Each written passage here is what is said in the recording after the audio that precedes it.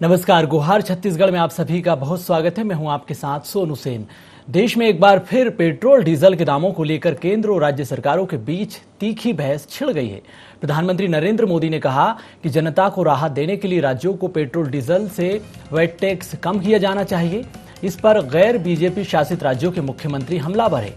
छत्तीसगढ़ के मुख्यमंत्री भूपेश बघेल ने स्पष्ट कह दिया कि केंद्र पहले सेस की राशि और राज्यों की बकाया राशि दे, इसके बाद वेट टैक्स पर हम बात करेंगे। मुख्यमंत्री के बयान के बाद सीएम रमन सिंह ने भी बयान दिया है। उन्होंने कहा है कि राजनीतिक दृष्टि से बात नहीं की जानी चाहिए। आखिर पेट्रोल डीजल के दाम में जो कमी अगर आएगी तो उसका फायदा सीधा जनता को मिलेगा।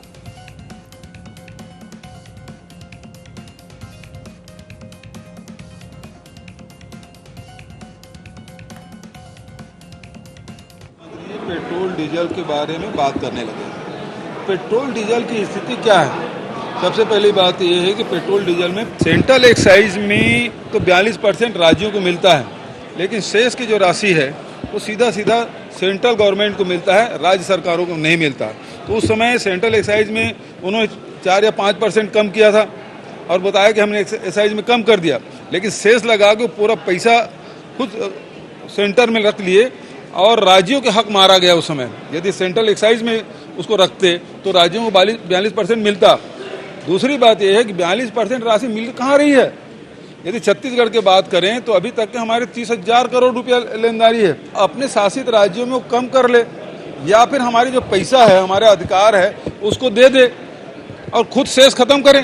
रेट वो बढ़ाते हैं और कम करने के लिए हमको बोलते हैं। इसलिए प्रधानमंत्री को देश को गुमराह नहीं करना चाहिए। केंद्र सरकार ने 5% किया कम और उस समय ही आग्रह किया था, माननीय मोदी जी ने 10 रुपया डीजल पे 5 रुपया पेट्रोल पे कम किया। उसी समय आग्रह था कि यदि केंद्र सरकार 10 रुपया कम कर रही, 5 रुपया कम कर रही तो राज्य की भी भागीदारी रहे, क्योंकि फेडरल स्ट्रक्चर में दोनों की जवाबदारी होती है। उस समय तो कुछ किया नहीं।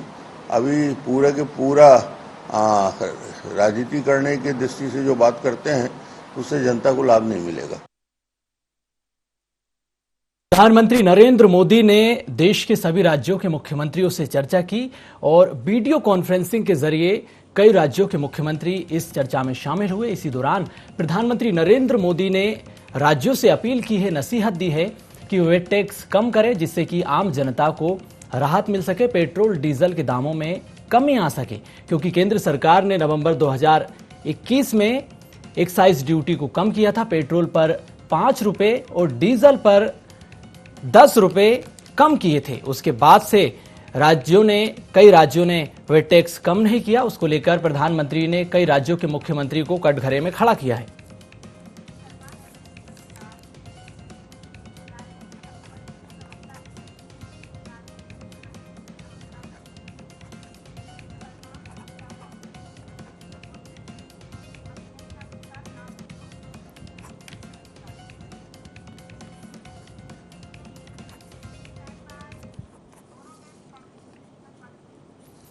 चलिए, हमारे साथ बीजेपी से दोनों प्रवक्ता जुड़ चुके हैं, बीजेपी और कांग्रेस से, और हम इन्हीं से चर्चा करेंगे कि आखिर पेट्रोल डीजल के दामों में लगातार जिस तरीके से बढ़ोतरी हो रही है और उसको लेकर प्रधानमंत्री ने राज्यों से अपील की है कि वेट टैक्स कम किया जाए। सबसे पहले मैं राजीव चतुर्वेदी जी आपके पास आऊंगा। जिस तरीके से लगातार पेट्रोल डीजल के दामों में बढ़ोतरी हो रही है, प्रधानमंत्री ने राज्यों के मुख्यमंत्रियों से चर्चा की और नसीहत दी, एक तरह से अपील की है कि वेट टैक्स कम करें। इस पर क्या कहेंगे आप?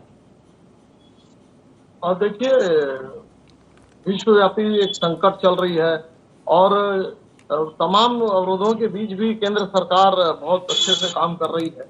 और चूंकि हमें महंगा तेल आयात करना पड़ रहा है, आयात शुल्क लग रहा है, और जो ईरान से जो हमारी मध्यस्थता हुई थी वहां से हमको तेल मिल नहीं पा रहा है, तो जो भी केंद्र अपनी व्यवस्था कर रहा है, तो राज्य केंद्र ने अपनी व्यवस्था के तहत लगभग 10.5 रुपए पेट्रोल में और 11 रुपए डीजल में कम किया है। अब राज्यों को चाहिए था कि वो भी अपना वेट टैक्स के जो राज्य का अंश है उसे कम करे, तो ताकि जो लोग हैं, जो जनता है, उन्हें जनता को कम दर पर उपलब्ध हो। लेकिन दुर्भाग्य से छत्तीसगढ़ की राज्य सरकार ने 70 पैसे और 1 रुपए कम किया है। तो प्रधानमंत्री जी ने सभी राज्यों के मुख्यमंत्री से, भाजपा शासित मुख्यमंत्री हो या कांग्रेस शासित मुख्यमंत्री हो, सभी मुख्यमंत्रियों से अनुरोध किया कि जनता को लाभ देने के लिए फौरी तौर पर राज्य का जो अंश है उसे कम करना चाहिए, ताकि जनता को भी इसका फायदा मिले। और जो जिससे परिवहन में शुल्क बढ़ोतरी हो जाती है, तो भाड़ा अगर कम होगा तो जो महंगाई बढ़ रही है जिंसों के ऊपर, खाद्य तेलों के ऊपर या दूसरे जिंसों के ऊपर, तो वो भाड़ा कम लगेगा, तो अपने आप जो वस्तुएं हैं उसकी थोड़ी सी कीमतें कम होगी। तो देखिए, ये तो सामंजस्य की बात है और तारतम्य की बात है। अगर कर लेते हैं तो बहुत अच्छी बात है। और अगर आप तुलनात्मक रूप से देखेंगे तो बाकी राज्यों की तुलना में छत्तीसगढ़ का रेट थोड़ा सा ज्यादा है, अगर आप दूसरे अन्य राज्यों से तुलना करेंगे। तो इसीलिए ये अनुरोध है कि राज्य सरकार इस पर संज्ञान ले। जब से आपकी सरकार केंद्र में आई है 2014 के बाद से 72% पेट्रोल डीजल के दाम बढ़ गए हैं। बीते एक साल की अगर हम बात करें तो 5% पेट्रोल डीजल के दाम बढ़े हैं। निश्चित रूप से मैं मानता हूं, और वो बढ़ने के पीछे उसका कारण भी देखना पड़ेगा कि कारण है कि किस प्रकार से जो डीजल जो विश्वव्यापी संकट था और क्रूड ऑयल की कीमतें बढ़ रही थी, और भारत को एक आत्मनिर्भर देश बनाना है, और इस बीच में कोरोना का एक चक्रव्यूह आया जिसके कारण से हमको कम दर पर वैक्सीन लगानी थी पूरी जनता को। और आप देखेंगे, अगर वेनेजुएला तेल उत्पादक देश होते हुए भी कितनी संकट है, ब्राजील जो दक्षिण अमेरिकी देश है, अफ्रीकी देश है, और भारत के जो साउथ एशिया, वहां पर भी बहुत सारी क्राइसिस से गुजर रही सरकारें, एक विश्वव्यापी मंदी है। तो उसके कारण से थोड़ा सा पेट्रोल में बढ़ोतरी की गई है, और ये बढ़ोतरी जनमुखी है, क्योंकि हमको पूरे देश को लेके चलना है, पुल पुलियां बनाने हैं, लोगों को वैक्सीन देनी है। तो वो तेल की कीमतों से ये सारा सामंजस्य किया जा रहा था, तो इसीलिए कि तेल की कीमतें बढ़ी है। लेकिन ये फौरी तौर पर आगे आने वाले समय में जब निश्चित होगा तो कि तेल की आपूर्ति निश्चित हो जाएगी, और जब ये जो यूक्रेन और रूस का युद्ध चल रहा है वो जब ठीक हो जाएगा तो निश्चित रूप से तेल की कीमत गिरेंगे। बिल्कुल। उचित शर्मा हमारे साथ जुड़े हुए हैं, पत्रकार हैं, वरिष्ठ पत्रकार। उचित जी, जिस तरीके से पेट्रोल डीजल के दामों में बेतहाशा बढ़ोतरी 2014 के बाद से हुई है, और बीते एक साल में जो 5% पेट्रोल डीजल के दाम बढ़े हैं, राज्य केंद्र पर आरोप लगा रहे हैं, केंद्र राज्यों पर आरोप लगा रही है, ऐसे में जनता क्या करे? जनता सफर करे, इसके अलावा उसके पास कोई रास्ता नहीं है। भारतीय केंद्र की सरकार है वो टैक्सेस कम नहीं कर रही है, स्टेट की सरकार है वो भी टैक्स कम नहीं कर रही है। दोनों अभी जो तर्क दे रहे थे राजीव भाई साहब, तो वो तर्क तो छत्तीसगढ़ के लोग भी देते हैं कि उनको भी पुल पुलिया बनाने, उनको भी राज चलाने, उनको भी तनख्वाह बांटनी है, वो टैक्सेस लाए कहां से? सवाल ये उठता है कि दोनों लोग, कोई भी पीछे हटना नहीं चाहता और जनता पूरी की पूरी पिस रही है। कोई भी वैट को लेके हमारे यहाँ काफी आज से नहीं पहले से 25-26% हिंदुस्तान का 5वां 6वां राज्य है जो हाईएस्ट वैट लेते हैं, वो भी पहले से चला आ रहा है। कोई नई गवर्नमेंट में ऐसा हुआ या भूपेश जी ने ऐसा कर दिया, ऐसा बिल्कुल नहीं है, लेकिन कम किए जा सकते हैं। सवाल ये उठता है कि जब $45 क्रूड ऑयल था तब भी दाम में कमी नहीं हुई थी, आज 80, 90, 100, 110, 120 हो गए तो भी दाम में कमी नहीं हुई है। तो तेल पूल बना के राष्ट्र को चलाने का एक कोशिश है, तो महंगाई तो आना लाजमी है। इसमें पिस जनता रही है, दोनों ही सरकार बिल्कुल नूरा कुश्ती कर रहे हैं, केंद्र की भी और राज्य की भी। कोई भी पीछे हटने को तैयार नहीं है, क्योंकि उनको इस तेल का खेल उनको समझ में आ गया है कि तेल से अपनी जेब भरिए, और फिर चाहे वो सब्सिडी दीजिए, बड़े बड़े वादे कीजिए, बड़े बड़े मैनिफेस्टो में घोषणाएं कीजिए, और जो उनको फ्री की चीजें देनी हो, फ्री की पॉलिटिक्स करनी हो, वो कीजिए, वो अलग चीजें हैं। लेकिन कुल मिला के दोनों राजनीतिक जो है लोग हैं, और जो इस पे आम जनता के लेके किसी का भी संजीदा, दोनों ही पार्टी संजीदा नहीं है, दोनों ही सरकारें संजीदा नहीं रहती। चाहे वो गैस के दाम पे हो, तेल के दाम पे हो, तेल के कारण अन्य चीजों पे जो भार बढ़ रहा है, सब्जियां महंगी हो रही है, राशन महंगे हो रहे हैं, तेल महंगे होने के कारण अन्य चीजों पे जो प्रभाव पड़ता है, ऐसी कोई भी चीज नहीं बचती जो तेल से प्रभावित न हो। ट्रांसपोर्टेशन इतना बढ़ जाता है, मटेरियल की कॉस्ट बढ़ जाती है, लोगों को जो बाकी अन्य सुविधाएं होनी चाहिए वो बढ़ गई। इन सबसे तो स्कूल की बच्चों की फीस तक जुड़ी हुई है, वो फ्लक्चुएशन हो रहा है, ट्रांसपोर्टेशन के मोड महंगे हो रहे हैं, आना जाना महंगे हो रहे हैं। तो ये तमाम चीजें तेल पर डिपेंड करती है। दोनों ही सरकारें अपनी जेब भरेंगी, दोनों सरकारों को पुल पुलिया बनाना है, जैसे राजीव सब कह रहे थे, और तनख्वाहें बांटनी है, विकास के कार्य करने हैं। तो महंगाई अब हिंदुस्तान के लिए महंगाई और करप्शन कोई मुद्दा नहीं रह गया। बिल्कुल। ये भी वैसे ही है, महंगाई का कोई मुद्दा अब हिंदुस्तान के लिए नहीं रह गया, तो इसमें बहस करना कोई लाजमी भी नहीं है, लोग बहस करना पसंद भी नहीं करते। महंगाई है तो है, हो गई है तो हो गई। अब सरकार पे दोषारोपण एक दूसरे पे करेंगे, कोई वैट कम नहीं करेगा, चाहे मोदी सरकार तो जो है वो 33 रुपए वो तो फिक्स चार्ज कर रहे हैं। बिल्कुल। वैट तो कम ज्यादा होते रहे, चीजें होते रहेगा, पेट्रोल के दाम कम होंगे तो वैट भी कम मिलेगा राज्य सरकार को। लेकिन केंद्र सरकार की जो अपनी एक सोची समझी रणनीति है, उनको 32 और 33 रुपए मिलेगा। पेट्रोल के दाम, डीजल के दाम, क्रूड ऑयल के दाम 70 रुपए भी होंगे तब भी उनको 32 मिलेंगे, 90 रुपए होंगे तो भी 32 मिलेंगे। तो उन्होंने अपना एक SOP बना के रखा हुआ कि मैक्सिमम प्रॉफिट अर्न करने की ये चीजें होंगी, और मैक्सिमम टैक्सेस जनता के ऊपर ठोके जा रहे हैं, जिससे तकलीफें निरंतर बढ़ती जा रही है। आम जनता की आवक में उतनी बढ़ोतरी हुई नहीं। 2 साल जो लॉकडाउन का पीरियड था वो सरकार के लिए अकेले के लिए भी नहीं था, वो आम आदमी। आप उसका दूसरा पहलू देखो, जो राजीव जी बोल रहे थे, उसका दूसरा पहलू भी देखिए। 2 सालों परेशान रहे, चीजें रहे, टीके लगवाने हैं फ्री में, सब चीजें करने हैं, तो टीका लगवाने के साथ साथ बड़ी फोटो भी देनी है इनको, बड़े झोले भी देने हैं, अपने प्रचार प्रसार भी करने हैं। करोड़ों रुपए के प्रचार प्रसार में कोई कमी नहीं हुई है, वहां किसी प्रकार की मितव्ययिता नहीं बरती गई है, कोई भी बैनर, पोस्टर, चीजें कहीं भी ऐसी कोई चीज नहीं होगी जिसमें प्रधानमंत्री जी की फोटो ना आए हो, कहीं पे ऐसी चीज ना हो कि जिसमें मितव्ययिता करके ये चीजें देखी जा रही हो। तो चाहे वो टीके में भी गुंजाइश बनती हो, तो मेरे ख्याल से वो टीके में भी उन लोग केंद्र सरकार की तरफ से टीका प्रायोजित वो भी कोशिश कर सकते हैं। तो अन्य इस तरीके हैं, जिस पर मितव्ययिता वाली कोई बात नहीं थी। खर्चे सबको, हमारे भी खर्चे हैं, हम खुद 2 साल से कुछ कमा नहीं पा रहे हैं, तो हमारे बारे में कौन सोचेगा, आम जनता के बारे में कौन सोचेगा। जो प्रॉब्लम आपके साथ है वो आम जनता के साथ भी, उनकी कमाई नहीं है, उनकी कमर टूट गई है, उनके रोजगार बंद हो चुके हैं, उनकी नौकरी छूट चुकी है, उनके पास काम धंधा नहीं है, बच्चों को फीस भरने के लिए पैसे नहीं है, तो उनके साथ उनकी समस्याएं भी बहुत है। तो फिर क्या सरकार अपनी समस्याएं गिना रही है, तो आम जनता अपनी समस्याएं किसको गिनाएगी? बिल्कुल, एक महत्वपूर्ण विषय है, संजीदगी से सोचा जाए। मैं आपके पास आऊंगा, और दोनों, बिल्कुल उचित जी, मैं आपके पास दोनों सरकारों को कम करना चाहिए। सुरेंद्र जी, व्यापारी आप पर आरोप लगा रहे हैं कि राज्य सरकार वैट टैक्स कम नहीं कर रही। डॉक्टर रमन सिंह भी मांग कर रहे हैं कि अगर सरकार वैट टैक्स कम कर देती है तो इसका सीधा फायदा जनता को मिलेगा। दिक्कत कहां आ रही है? भारतीय जनता पार्टी और रमन सिंह जी को वैट के संदर्भ में आरोप लगाने का नैतिक अधिकार नहीं। उचित शर्मा जी वरिष्ठ पत्रकार हैं, इस बात के गवाह हैं कि रमन सिंह के समय में छत्तीसगढ़ में वैट 25% लगता था, वर्तमान भूपेश सरकार ने 2% की रियायत दी है, 23% लग रहे हैं। जिस प्रकार से साथी भारतीय जनता पार्टी के राजीव चक्रवर्ती जी कह रहे थे कि छत्तीसगढ़ में वैट सर्वाधिक है, तो इनकी जानकारी के लिए बता दूं कि भाजपा शासित असम जो है वहां 32.6% है, तेलंगाना में 35% है, आंध्रा में 31% है। ऐसे 16 राज्य हैं जहां छत्तीसगढ़ से ज्यादा वैट। जो मूल बात है सोनू, डीजल पेट्रोल की जो आसमान छूती कीमतें हैं, उसके पीछे यदि कोई जिम्मेदार है तो मोदी सरकार की अनियंत्रित मुनाफाखोरी का लालच। जो पेट्रोल डीजल पर सेंट्रल एक्साइज लगता है सोनू जी, वो प्रति लीटर लगता है, और जो राज्य सरकारें वैट लगाती है वो परसेंटेज पे लगता है। तो जो यूपीए के दौरान 2014 तक पेट्रोल पे 9 रुपये 48 पैसा जो सेंट्रल एक्साइज लगता था, वो आज 27 रुपये 90 पैसा लगा। डीजल पर 3 रुपये 56 पैसा था, वो 21 रुपये 80 पैसा, और उसमें 5% शेष अलग। शेष इसलिए कि उसमें का हिस्सा राज्य सरकारों को देना ना पड़े। ये सहकारी संघवाद के खिलाफ है। ये क्रूड ऑयल का बहाना करते हैं सोनू जी। एक स्पष्ट आपको उदाहरण देना चाहूंगा।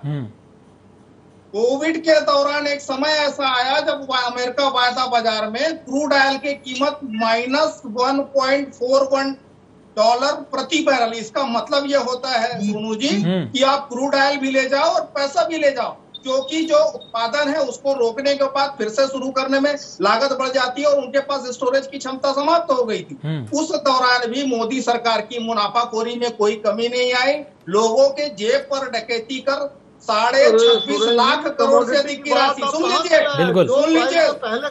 26.5 लाख करोड़ रुपया मोदी सरकार, सुन लीजिए। ये क्रूड ऑयल के रेट के बारे में बता रहे थे कि क्रूड ऑयल महंगा मिल रहा है। आखिरी के यूपीए के 3 साल में 105, 107 और 111 रुपए के दर पे क्रूड ऑयल मिल रहा था। इनके पिछले 8 साल में $38 प्रति बैरल से लेके अधिकतम $90। मतलब यूपीए की तुलना में आज भी क्रूड ऑयल सस्ता है, लेकिन उस समय पेट्रोल 71 रुपया और डीजल 51 रुपया मिलता था। आज जो बेस प्राइस है सोनू जी, डीजल का 49 रुपया 34 पैसा और पेट्रोल का 47 रुपया 99 पैसा, दुगुने से ज्यादा दाम पर बेचने का काम जो मोदी सरकार कर रही है। 26.5 लाख करोड़ से अधिक की मुनाफाखोरी मोदी सरकार की भूख है, जिसके कारण से आम जनता के जेब में डकैती की जा रही है। ये बार बार आरोप लगाते हैं वैट कम करने का। मोदी सरकार जो है लगातार राज्यों के आर्थिक हितों के खिलाफ निर्णय ले रही है। हम ये कहते हैं जो शेष 5% अतिरिक्त लगाया जा रहा है, जो राज्यों को हिस्सेदारी जिसमें नहीं है, उसको तत्काल कम करे। ये 40 रुपया बढ़ाकर 10 रुपया कम करना, विगत दिनों आपको याद होगा जो चुनाव के परिणाम आए थे, उसके बाद 10 रुपए डीजल पे 5 रुपए पेट्रोल पर कम किया गया। उसके पहले 40 रुपए बढ़ाए थे।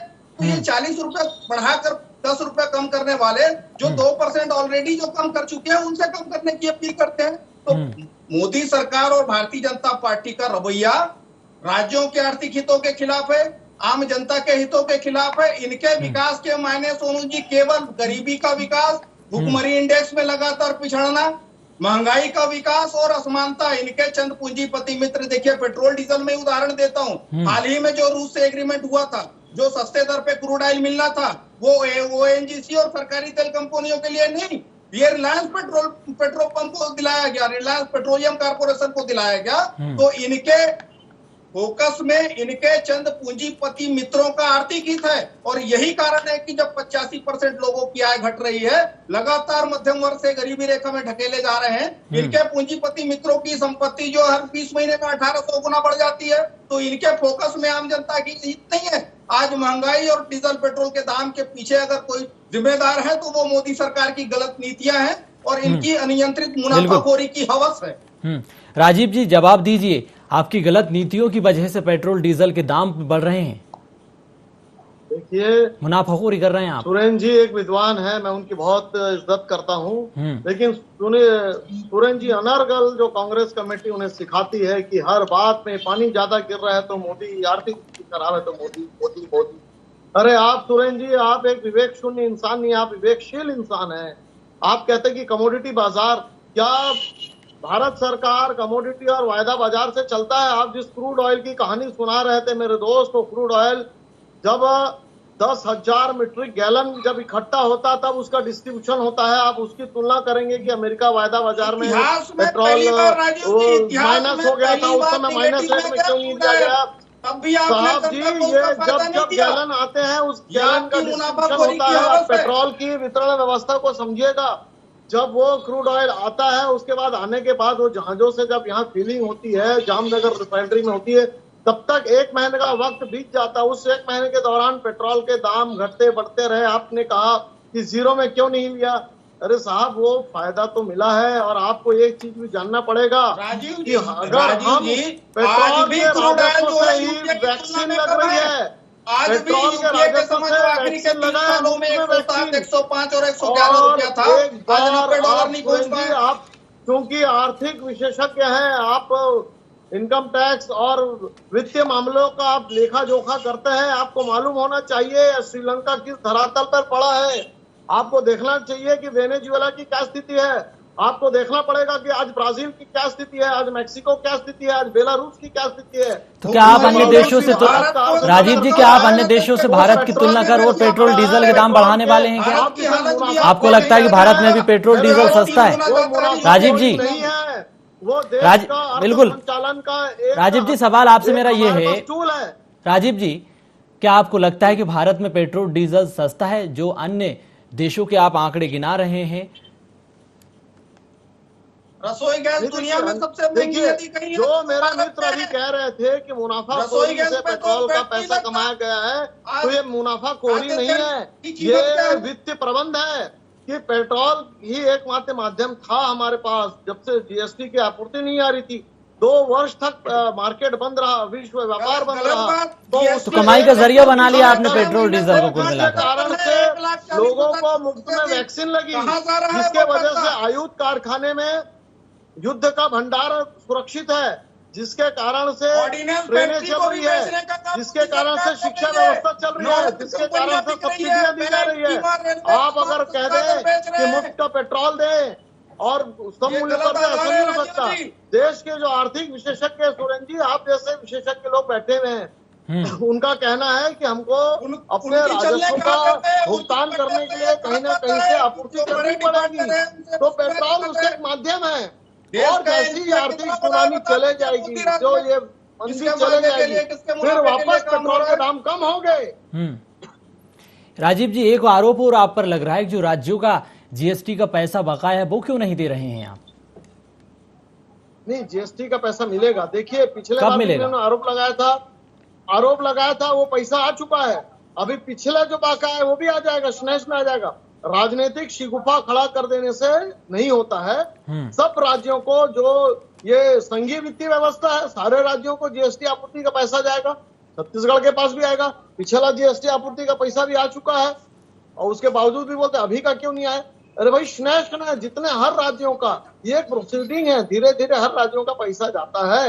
अभी देखिए, ये जो युद्ध से भी बदतर हालत है, एक तरफ रूस और यूक्रेन की लड़ाई चल रही है, एक तरफ कोरोना की महामारी है, चाइना बंद पड़ा है, कोयले का संकट है विश्वव्यापी।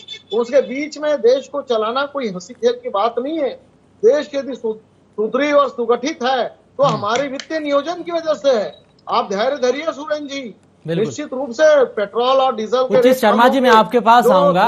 जिस तरीके से जो आरोप प्रत्यारोप की राजनीति उचित जी चल रही है, के साथ चलिए। राजीव जी, मैं आपके पास आऊंगा। उचित शर्मा जी, जिस तरीके से पेट्रोल डीजल के दाम बढ़ रहे हैं, बीजेपी जो है राज्यों पर आरोप लगा रही, राज्य केंद्र सरकार पर आरोप लगा रहे हैं, और जो यहाँ पर जो बात कही जा रही है कि देश के जो अन्य राज्यों में पेट्रोल डीजल की कीमतों में लगातार बढ़ोतरी हो रही है, और अब तो बीजेपी के नेता यह भी कहने लगे हैं कि दुनिया के कई देशों में लगातार पेट्रोल डीजल के दाम बढ़ रहे हैं, भारत की तुलना में पेट्रोल अभी सस्ता है, तो क्या माना जाए, इस समय पेट्रोल डीजल के दाम और बढ़ेंगे क्या? देखिए, सस्ता और महंगा उस राष्ट्र की अर्थव्यवस्था के ऊपर डिपेंड करता है, उस राष्ट्र की प्रति व्यक्ति आय पर डिपेंड करता है। तो हमारे राष्ट्र की आप तुलना दूसरे राष्ट्र से इस मामले में तो कर ही नहीं सकते कि वहां महंगा, हमारे यहाँ अभी भी सस्ता है। हमारे पड़ोसी देश में अभी भी सस्ता है। श्रीलंका की बात कर ले, चाहे पाकिस्तान की बात कर ले, चाहे बांग्लादेश की बात कर ले, इनसे थोड़ी सी मैच हो सकती है हमारी इकोनॉमी को। नेपाल से बात कर ले उनकी, लेकिन वो बहुत छोटे छोटे हैं। उन छोटे जगहों से आप अपनी पूरी इतने बड़े 140 करोड़ लोगों की इकोनॉमी को आप मैनेज नहीं कर सकते। ना ही उस तरीके से आप बोल सकते हैं कि वहां पे सस्ता है तो हमारे यहाँ भी सस्ता होना चाहिए, वहां महंगा है तो होना। सबकी अलग अलग रीति और नीतियां होती है, लोगों के अलग अलग, हर राष्ट्र के अपने अपने टैक्सेस होते हैं। तो ये तो गलत तथ्य है। रहा संघीय ढांचे की बात कर रहे हैं, संघीय सिस्टम की बात कर रहे हैं, अपनी कमाई की बात कर रहे हैं, और नीचे रेट आएंगे, ऐसा राजीव जी का कहना था। कि देखिए राजीव जी, हम भी किसी मुगालते में नहीं है। हिंदुस्तान में आज की डेट में कौन सी ऐसी चीज है जिसके दाम एक बार बढ़े हो और कम हो, वापस सरकार ने उसको कम किए हो। ये 2-4 रुपए कम करके या 5 रुपए करके ये वाहवाही लेने वाली बात है। ऐसी हमने नहीं देखा कि किसी भी चीज इसके दाम बढ़ गए हो तो फिर कमी की जाती हो। जब तक हर चीजें बढ़ चुकी रहती है, आप पेट्रोल के दाम पर कमी कर देंगे 5 रुपए 6 रुपए, उससे कोई फर्क नहीं पड़ने वाला। जो बसों के किराए, जो ट्रांसपोर्टेशन, सब्जी भाड़ा, जो अन्य चीज जो पेट्रोल पर डिपेंडेंसी है, डीजल पर डिपेंडेंसी, वो बढ़ चुके रहते हैं, वो कम नहीं होते। तो अभी महंगाई की बातें जो है वो आपकी प्रति व्यक्ति आय से जुड़ी हुई चीजें होती है। आप ये तर्क नहीं दे सकते कि बेलारूस में दाम कम है। राजीव जी, जब चुनाव आते हैं तो आप पेट्रोल डीजल के दाम कम कर देते हैं। राजीव जी, जब चुनाव आते हैं पेट्रोल डीजल के दाम आप कम कर देते हैं, और जैसे ही चुनाव निकलते हैं पेट्रोल डीजल के दाम बढ़ जाते हैं। रूस के साथ तेल को लेकर डील होने वाली थी, उसका क्या हुआ? देखिए, रूस के साथ बातचीत चल रही है और ईरान से भी सस्ते तेल के आयात की बात चल रही है। जैसी ये डील कंफर्म होगी, निश्चित रूप से मेरा वादा है और मेरा विश्वास है और भारत की जनता को भी विश्वास है कि पेट्रोल और डीजल के दाम कम होंगे। और अभी जो असुविधा हो रही है, तात्कालिक देश काल, वातावरण और विश्व की परिस्थितियों की वजह से हो रहा है। अरे बाकी और जनता का देखिए, राजीव जी, वही मैं कहना चाह रहा हूँ आपको कि पेट्रोल डीजल के दाम कम होने, आप कम कर देंगे 5 रुपए भी, तो क्या जो चीजें महंगी हो चुकी है, जो ट्रांसपोर्टेशन के कारण लोगों ने भाड़ा बढ़ा दिया, ट्रांसपोर्टेशन का प्लाईवुड महंगे, बिल्कुल, वो क्या कम होगा? ट्रांसपोर्टेशन का लोहा महंगा होगा, तो क्या वो कम होंगे? इस बात की गारंटी कौन लेगा? लोहा 90 रुपए पहुंच चुका है, 100 रुपए पहुंच चुका है। लोहे के रेट और सीमेंट के रेट जो दाम चढ़ गए, क्या ये रेट आप कम कर पाएंगे? आपके 4 रुपए 5 करके आप वहां लूट लेंगे, लेकिन जो हिंदुस्तान में महंगाई बढ़ गई, जो राज्य में महंगाई बढ़ गई, उसको कमी नहीं करा पाएंगे। हम भी किसी मुगालते में नहीं है, कृपया करके आप भी ना रहे ये दाम कम होंगे। आप भी व्यापारी वर्ग से आते हैं, आप ये बताइए कभी किसी चीज के दाम बढ़े हैं तो वापस घटे हैं? ये देखिए, जो एक खरीदी और बिक्री में 1 रुपए 2 रुपए किलो लोहा भले ही घट जाएगा, लेकिन जो 30-30, 40-40% रेट बढ़ गए, मुश्किल से 5% 10% कम होंगे, लेकिन 30% हमेशा बढ़े रहेंगे। ये प्रैक्टिकल सुरेन जी, मैं आपके पास आऊंगा। सुरेन जी, जो व्यापारियों ने भी मुख्यमंत्री से मांग की है कि ट्रांसपोर्टेशन में कमी की जाए, जिस तरीके से जो दाम बढ़ रहे हैं, ट्रांसपोर्टेशन महंगा हो रहा है, तो मुख्यमंत्री कब तक सुन लेंगे व्यापारियों की मांग को? सोनू जी, हमको समस्या के मूल पर चर्चा करना चाहिए। जो आज हालात उत्पन्न हुए हैं उसके पीछे यदि कोई जिम्मेदार है, यदि कोई कारण है, तो वो मोदी सरकार की पूंजीवादी नीतियां। हम अभी देख रहे हैं तमाम चीजों में खाद्य तेल के दाम जो है 4 गुना बढ़ चुके हैं, 200 से पार हो गया है। रसोई गैस जो है उस पर तो जीएसटी नहीं लगता, वैट नहीं लगता, जीएसटी लगता है। तो उस पर भी दुनिया में यदि सबसे महंगा सिलेंडर कहीं मिल रहा है, 210 रुपए में ये हल्ला मचाते थे, आज 1000 से पार है। तो लगातार चाहे खाद्य तेल हो, चाहे सब्जियां हो, चाहे पेट्रोल डीजल हो, तमाम जो रेट बढ़ने का कारण है। आपने राजीव जी से पूछा कि रूस से जो बात चल रही थी क्रूड ऑयल खरीदने की, उस पर क्या हुआ, तो मैं आपको बता देता हूं कि मोदी सरकार चाहती नहीं कि सरकारी तेल कंपनियों को सस्ते दर पर मिले, क्योंकि ये कोयले के संदर्भ में भी भारत जो है सोनू जी दुनिया के सबसे बड़े 5 कोल उत्पादक देशों में शामिल है, लेकिन यहाँ पर लगातार कोल उत्पादन घटाया जा रहा है ताकि इनके जो मित्र हैं उनके द्वारा उत्पादित जो कोल है उसका आयात किया जा सके। उसी प्रकार से पेट्रोलियम उत्पाद जो घरेलू उत्पादन की जो क्षमता थी वो हर साल 10 से 15% घटाया जा रहा है ताकि इंपोर्ट किया जाए और इनके मित्रों को फायदा पहुंचाया जाए।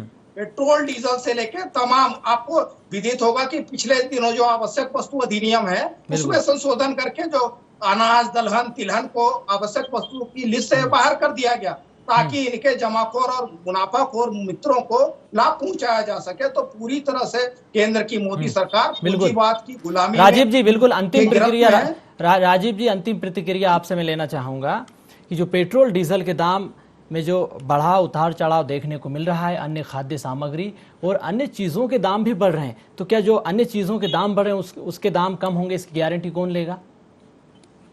बिल्कुल, देखिए उचित जी जो कह रहे थे मैं उससे पूरी तरह सहमत नहीं हूँ। थोड़ा सा सहमत हूँ कि जो बढ़ जाते हैं बहुत अधिक, उसके बहुत ज्यादा कम नहीं होते हैं। लेकिन देखिएगा जैसे उत्पादन बढ़ जाता है, आप देखिएगा चावल का उत्पादन बढ़ता है, जब सब्जियों के उत्पादन बढ़ जाता है, आवक बढ़ जाती है, तो अपने आप दाम घटने लगते हैं। तो पेट्रोल के भी जब दाम कम होंगे, जब स्थितियां सही हो जाएगी, तो निश्चित रूप से दाम कम होंगे। भले वो दाम आप चाह रहे हैं तो 40% बढ़ गया है। चलिए राजीव जी, समय की कमी है, नहीं आएगा, लेकिन दाम में कमी होती है। जो देश काल वातावरण है, उत्पादन बढ़ने के ऊपर है, कॉम्पिटिशन। चलिए राजीव जी, आप चर्चा में जुड़े, बहुत धन्यवाद। सुरेन जी और उचित जी, आप दोनों का भी बहुत धन्यवाद। तो कुल मिलाकर महंगाई से आम जनता को अब राहत मिलने वाली नहीं है। आगामी दिनों में भी पेट्रोल डीजल के दाम बढ़ने की संभावना है, क्योंकि जिस तरीके से देश के कई राज्यों में 120 के करीबन पेट्रोल पहुंच चुका है, डीजल के दाम भी लगातार बढ़ रहे हैं और 2014 के बाद से 72% तक पेट्रोल डीजल के दाम बढ़े। बीते 1 साल के भीतर 5% की पेट्रोल डीजल के दामों में